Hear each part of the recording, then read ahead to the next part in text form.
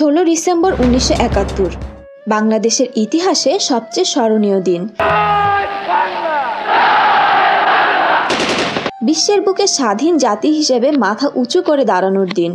9 মাস যুদ্ধের পর 1971 সালের 16 ডিসেম্বর ঢাকার সোহরাওয়ার্দী উদ্যানে হানাদার পাকিস্তানি বাহিনীর প্রায় 91,634 সদস্য যৌথ বাহিনীর কাছে আনুষ্ঠানিকভাবে আত্মসমর্পণ করে।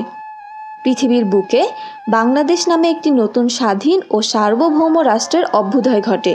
14 ডিসেম্বরই বোঝা গিয়েছিল পাকিস্তানি বাহিনীর মরণ ঘণ্টা বেজে গেছে।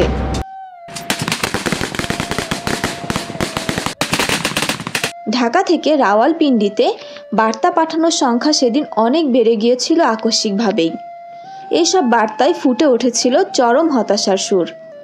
15 ডিসেম্বর দিনটি শুরু হয়েছিল। পূর্ব পাকিস্তানে সরকারবিহীন পরিস্থিতিতে বাতাসে পাওয়া যাচ্ছিল আত্মসমর্পণের আভাস। 16 ডিসেম্বর সকাল 10:40 যৌথ বাহিনী ঢাকাতে প্রবেশ করে। এর আগেই বঙ্গবীর কাদের সিদ্দিকী সহযোদ্ধাদের নিয়ে ঢাকায় ঢুকে পড়েন।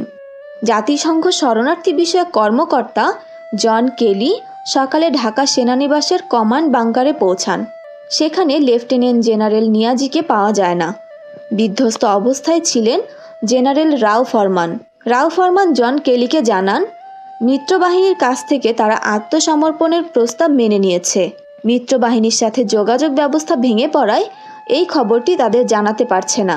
জন কেলি রাও ফরমানকে জাতিসংঘের বেতার সংকেত ব্যবহারের প্রস্তাব দেন। বিকেল 4:30 আত্মসমর্পণের জন্য সময় নির্ধারণ হয়।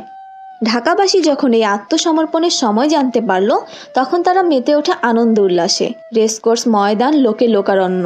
পাকিস্তানি বাহিনীর joint commander lieutenant general Niazi পরাজয় স্বীকার করে আত্মসমর্পণ দলিলে স্বাক্ষর করেন।